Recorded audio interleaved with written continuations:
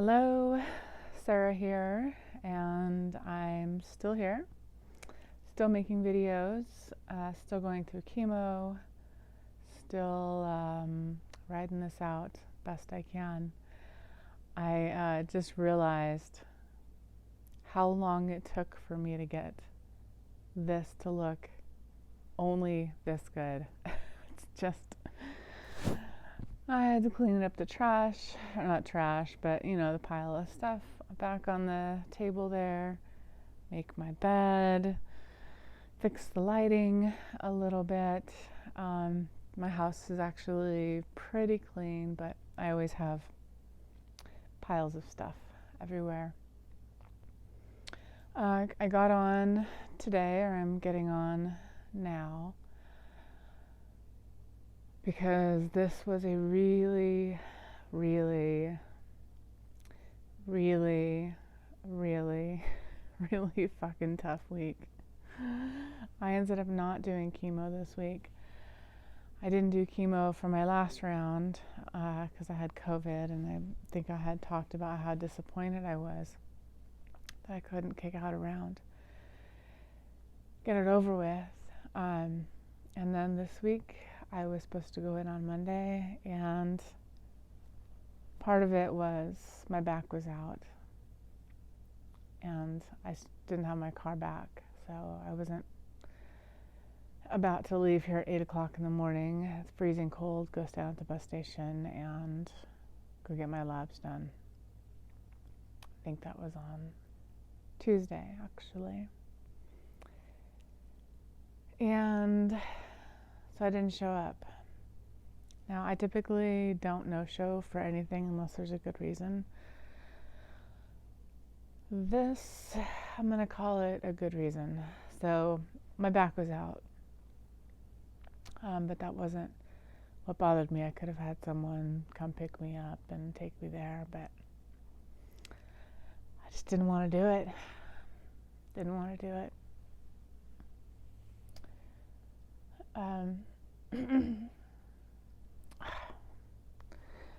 It's only because this week has been so emotional. Like, I feel fine now, but I think talking about it,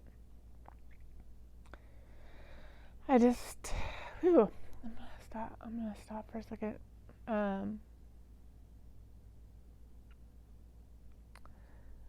In the last 7 months, I've had 2 really, really bad times. Like a day or 2 where I wasn't sure if I was gonna, if I wasn't strong enough to get through this, or if things just seemed to be going wrong over and over and over again, and making me question whether I should be doing this, whether I should make it through this. So depressing. It's really not supposed to be.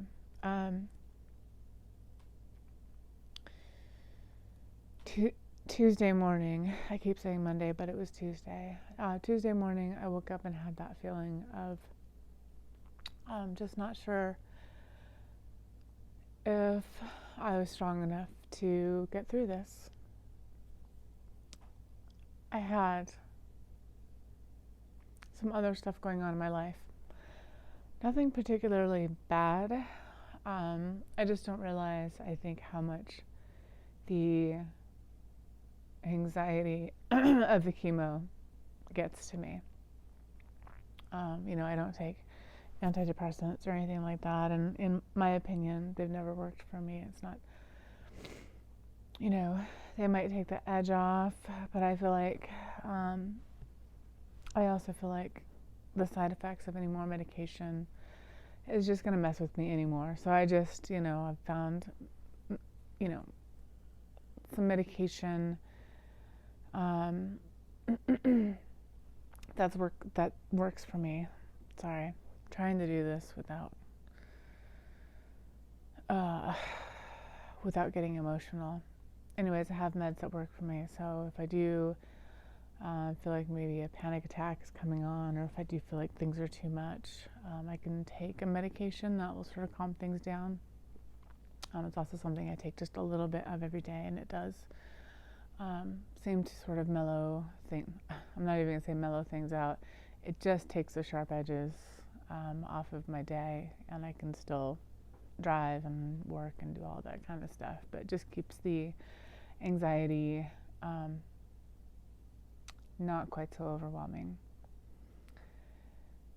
But sometimes it just gets overwhelming, and like I said, I skipped my last chemo, which would have been 3 weeks ago, and then last week I worked, and then I was supposed to do another chemo, so that's 2 that I've missed. And the first one was for a good reason, the second one was also for a good reason, and even though it doesn't feel like it, it was just too much. Yeah, it was too much. I couldn't go through the feeling of, how do I put this? So when I'm not doing the chemo, or if I'm not doing doctor's appointments, I feel totally fine. So when I go in to do chemo, then that's when I'm reminded that I'm sick. And I said this to my nurse navigator, who's wonderful. She said, "You're not sick. You have a little something on board that we just need to shake loose." And can't remember what she called it. I think she called it she had like a little bug on board or something that you need to get loose. So that was a better way of looking at it. And so I ended up clearing my next week's schedule from work so that I can do chemo and get back on track and just get it done. I'm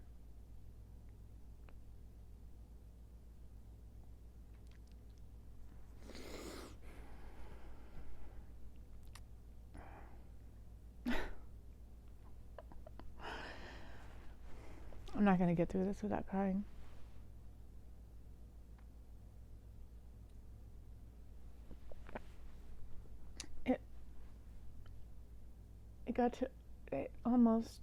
It actually did. Got to the point where it was too much for me. And, having to face down feelings that like this is too much, or that I can't do this, or that I don't want to do this. Now, obviously I am.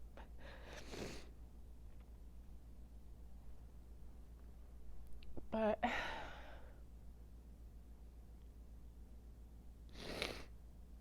it's very ironic to have feelings of really working hard to stay alive.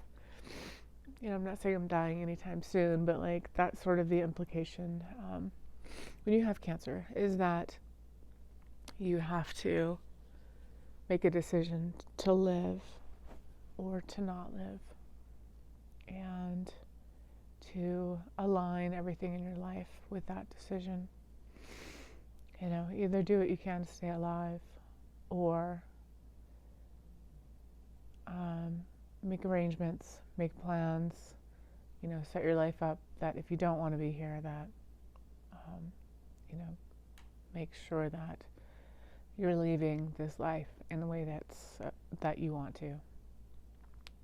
I don't want to leave. Even me being as strong-headed that this isn't something that's going to take me out. Even being as strong as I am and being as determined as I am, sometimes you just get the legs knocked out from underneath you. And that was Tuesday. So, and this is a weird subject. I fully support people's right to choose euthanasia or not, absolutely 100%. If you know that you're going to die, that it's your choice how you die. So I don't necessarily, even though it's incredibly difficult for the people that you leave behind, you have to respect someone's choice to leave if they do choose to leave. So that's unfortunately just part of life. But I don't want to leave and to have feelings that maybe that's my only choice really, really sucks. I had to call a friend, I had to let someone know, no one needs to be called, just I need someone to know.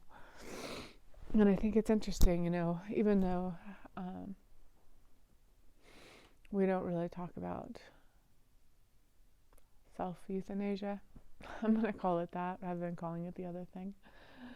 Even though we don't really talk about it, if you have a conversation with anyone, almost everyone has faced that in their life. And, I think it's okay to talk about, but I think if you're going through something that's really difficult, I think it's really necessary to have someone that you can talk to about that. We have social workers and helplines and all that kind of stuff. But to just, for me to call someone that I trust and be able to say that sort of takes the power out of it.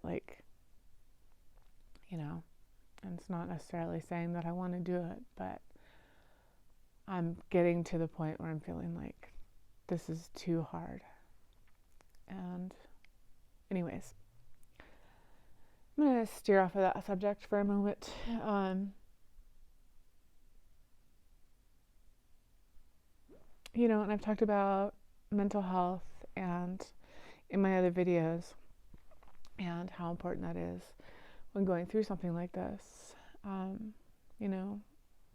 just had a close friend of mine who's gone through having a total liver transplant, not that long ago, and how that changes you. And that, you don't just pop a new one in and go on like you always have. You're somewhat on borrowed time.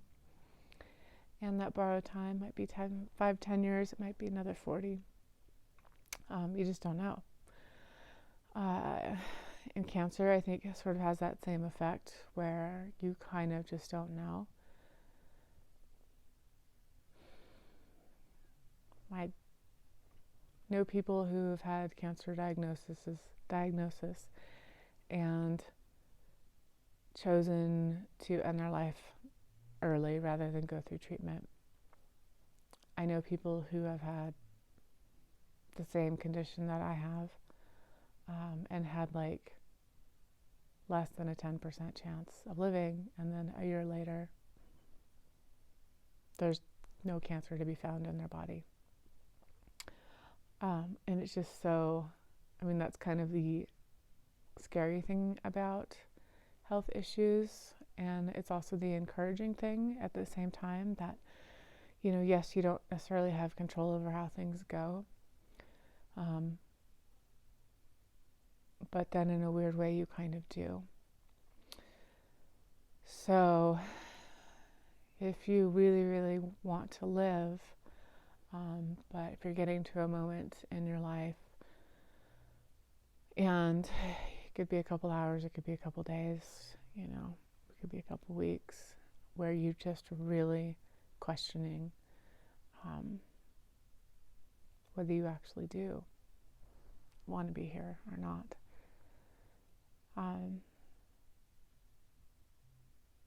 It can be really, really scary.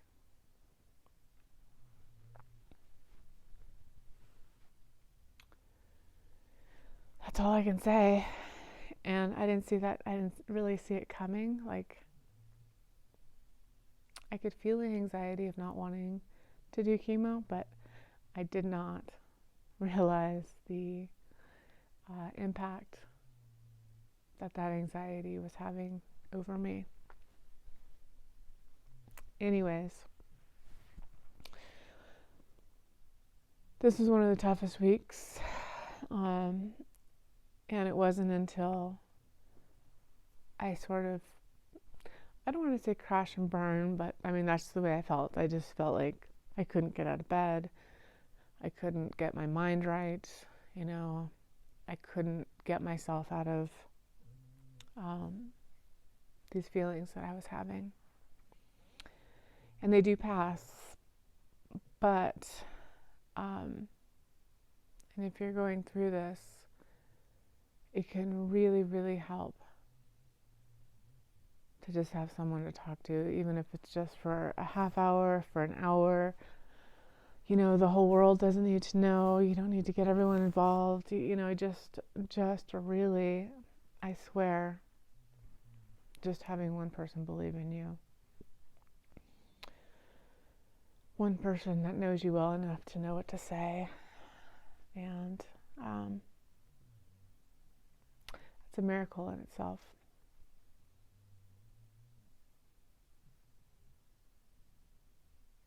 So,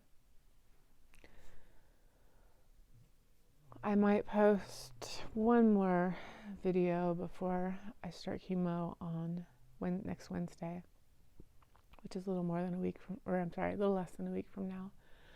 I'm just not sure, if I'm gonna feel like it. Hopefully, going back to work this weekend, since I'm not doing chemo, I'm working, and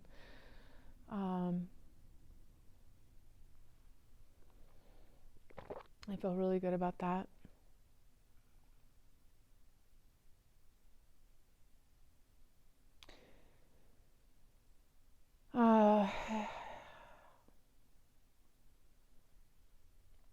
I'm not going to say it's okay to have feelings that are too much, or maybe feelings that go against what you really want, or to have feelings to sort of check out early. I can't say that it's okay to have that because it's not politically correct and I don't want to get kicked off of YouTube. But I think it's normal. I think anyone that you talk to has some sort of experience. If they're being honest with you, I think everyone has some experience with that, and it doesn't matter how your life looks on the outside.